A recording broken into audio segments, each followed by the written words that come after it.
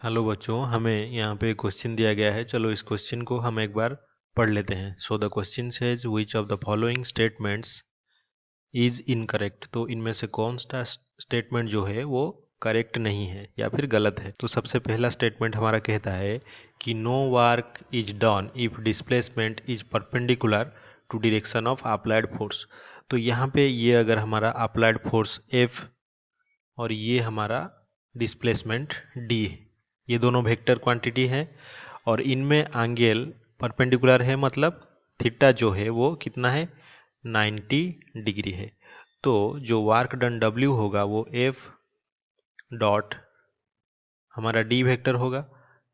तो यहाँ पे जो F डॉट D होता है वो स्केलर प्रोडक्ट के मुताबिक FD कॉस थीटा होगा, लेकिन कॉस थीटा तो यहाँ पे 90 डिग्री है, तो जो कॉस 90 होता है वो जीरो। तो यहाँ पे वर्क डन जीरो, तो नो वर्क इज डन। तो ये यहाँ पे ऑप्शन ए बिल्कुल सही है, ये इनकरेक्ट नहीं हो सकता। तो ऑप्शन बी की अगर हम बात करें, if angle between force and displacement vector is obtuse.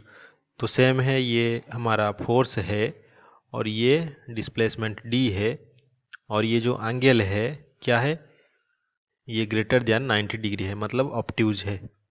तो ये जो थीटा है वो ग्रेटर देन 90 डिग्री यानी कि ऑब्ट्यूज। तो इससे क्या हो जाएगा, जो कॉस थीटा जो होगा ग्रेटर देन 90 है वो नेगेटिव में आएगा। क्यों? क्योंकि अगर हम कॉस की ग्राफ को देखें, ये अगर जीरो है और ये 90 है और ये 180 है और ये हमारा कितना है 1, ये हमारा -1। तो जो कॉस की ग्राफ है वो ऐसे शुरू होगा और वो 180 पे ऐसे नेगेटिव में आएगा।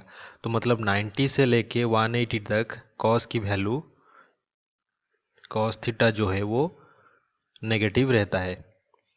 तो यहाँ पे अगर एंगल ऑब्ट्यूज हो गया तो हमारा जो वर्क डन डब्ल्यू होगा वो F D cos cos theta. तो यहाँ पे कॉस थीटा नेगेटिव है तो डब्ल्यू क्या होगा, वो नेगेटिव होगा। तो वर्क डन इज नेगेटिव, तो ये ऑप्शन भी इनकरेक्ट नहीं हो सकता, ये सही होगा। Frictional force is a non conservative force. तो ये ऑप्शन भी सही है। फ्रिक्शनल फोर्स जो होता है वो नॉन कंजर्वेटिव फोर्स होता है। क्यों?